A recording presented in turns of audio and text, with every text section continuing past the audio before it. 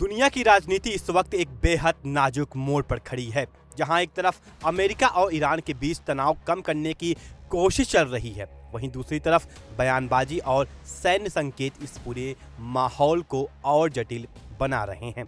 इसी बीच अमेरिका के राष्ट्रपति डोनाल्ड ट्रंप का एक नया बयान सामने आया है, जिसने कई सवाल खड़े कर दिए हैं। ट्रंप का कहना है कि अमेरिका को ईरान की ओर से एक जवाब का इंतजार है, जो आज रात तक मिल सकता है। उन्होंने यह भी कहा कि उन्हें नहीं पता कि तेहरान जानबूझकर बातचीत में देरी कर रहा है या नहीं।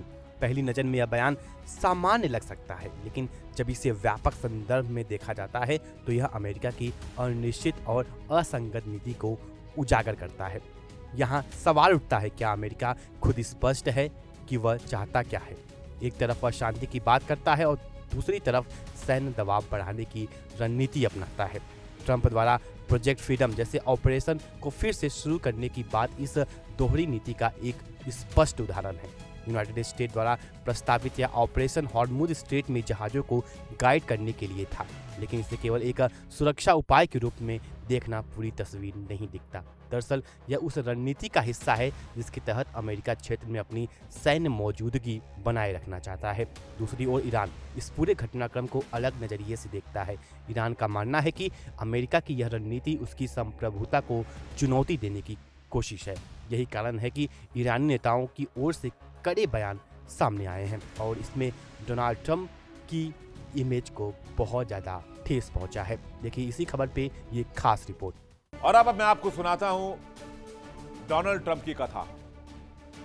मेक अमेरिका ग्रेट अगेन का नारा देकर अमेरिका में राष्ट्रपति पद पर यह व्यक्ति काबिज हुआ, लेकिन अपने लगभग पिछले 1.5 साल के रिजीम ने, इस व्यक्ति ने, इस मौजूदा राष्ट्रपति ने अमेरिका का बेड़ा गर्क करने में एक कसर नहीं छोड़ी।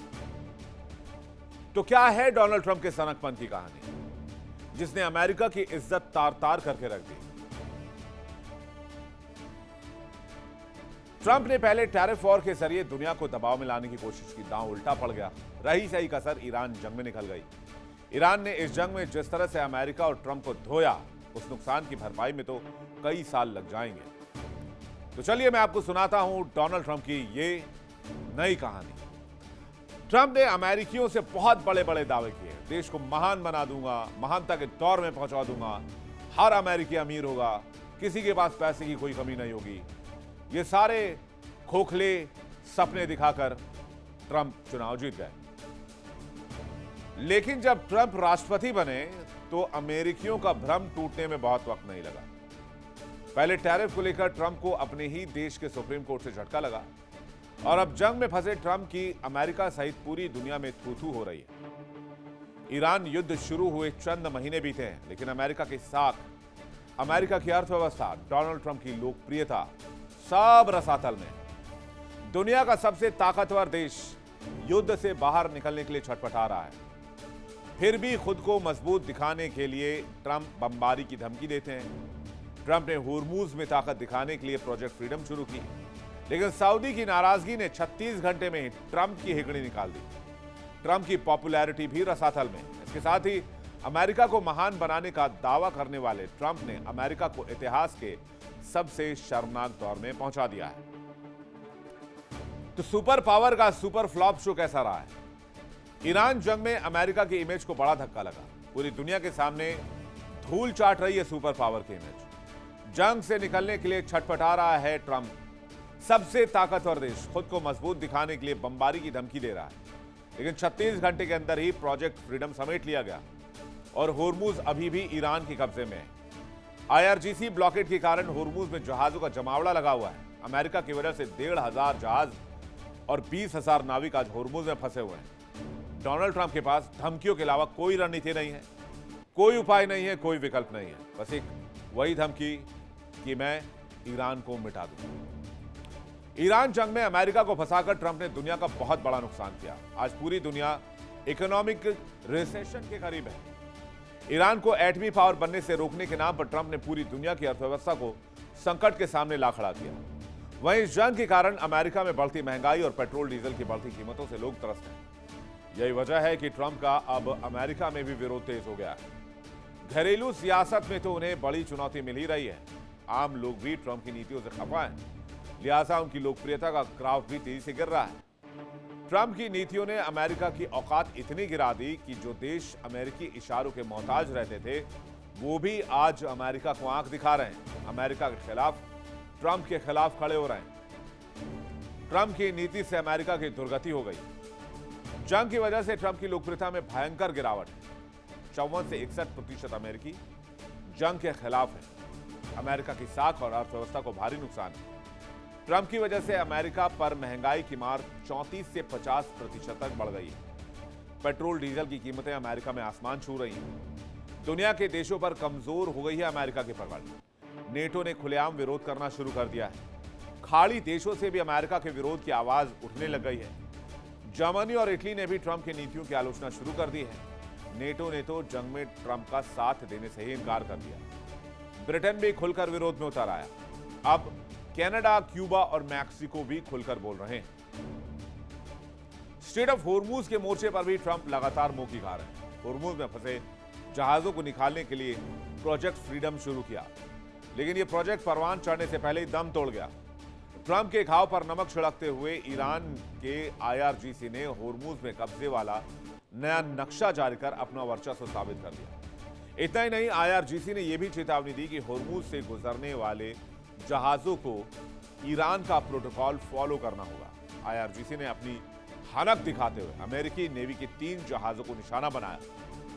तीनों जहाजों पर मिसाइल, ड्रोन और समुद्री ड्रोन से हमला किया गया। ईरानी संसद की राष्ट्रीय सुरक्षा समिति के सदस्य अली ने स्पष्ट रूप से कहा है कि अगर अमेरिका ने नौसैनिक नाकाबंदी जैसी कार्रवाई की तो उसका सैन्य जवाब दिया जाएगा। यह बयान केवल एक चेतावनी नहीं है, बल्कि यह उस तनाव की गंभीरता को दर्शाता है जो इस समय क्षेत्र में मौजूद है। अब अगर हम इस पूरे घटनाक्रम को ट्रंप की राजनीतिक छवि के संदर्भ में देखें तो एक दिलचस्प तस्वीर सामने आती है। ट्रंप खुद को एक मजबूत और निर्णायक नेता के रूप में पेश करते रहे हैं, लेकिन ईरान के साथ इस गतिरोध ने उनकी छवि पर कई सवाल खड़े कर दिए हैं। एक तरफ वो कहते हैं कि बातचीत में बड़ी प्रगति हुई है, वहीं दूसरी तरफ ये भी स्वीकार करते हैं कि उन्हें नहीं पता कि ईरान क्या कर रहा है। यह विरोधाभास उनकी रणनीति को कमजोर बनाता है और यह संदेश देता है कि अमेरिका इस समय स्पष्ट दिशा में आगे नहीं बढ़ रहा है। इसके अलावा प्रोजेक्ट फ्रीडम प्लस जैसे शब्दों का इस्तेमाल भी यह दिखाता है कि अमेरिका अपनी रणनीति को लेकर प्रयोग कर रहा है, न कि स्पष्ट और ठोस योजना के साथ आगे बढ़ रहा है। अंतर्राष्ट्रीय राजनीति में इस तरह की अनिश्चितता अक्सर कमजोर स्थिति का संकेत मानी जाती है। ईरान की स्थिति इस मामले में अपेक्षाकृत स्पष्ट नजर आती है। वह लगातार यह कह रहा है कि किसी भी प्रकार की आक्रामक कार्रवाई का जवाब दिया जाएगा। यह रुख भले ही सख्त हो, लेकिन इसमें एक स्पष्टता है जो अमेरिका की नीति में दिखाई नहीं देती। यह भी ध्यान देने वाली बात है कि हॉर्मुज स्ट्रेट केवल एक समुद्री रास्ता नहीं है, बल्कि यह वैश्विक ऊर्जा आपूर्ति की एक महत्वपूर्ण कड़ी है। यहाँ किसी भी तरह का तनाव पूरी दुनिया की अर्थव्यवस्था को प्रभावित कर सकता है। ऐसे में अमेरिका द्वारा इस क्षेत्र में सैन्य गतिविधियों को बढ़ाने का निर्णय वैश्विक स्तर पर चिंता का विषय बन जाता है। अब सवाल ये उठता है कि क्या स्थिति केवल कूटनीतिक दबाव का हिस्सा है या फिर यह किसी बड़े टकराव की ओर इशारा कर रही है। विशेषज्ञों का मानना है कि दोनों ही पक्ष इस समय नेगोशिएशन के दबाव की रणनीति अपना रहे हैं, यानी बातचीत भी जारी है और ताकत का प्रदर्शन भी। लेकिन इस रणनीति का सबसे बड़ा नुकसान यह है कि इससे गलतफहमी की संभावना बढ़ जाती है, और जब बात दो बड़े देशों के बीच हो तो एक छोटी सी गलती भी बड़े संघर्ष में बदल सकती है।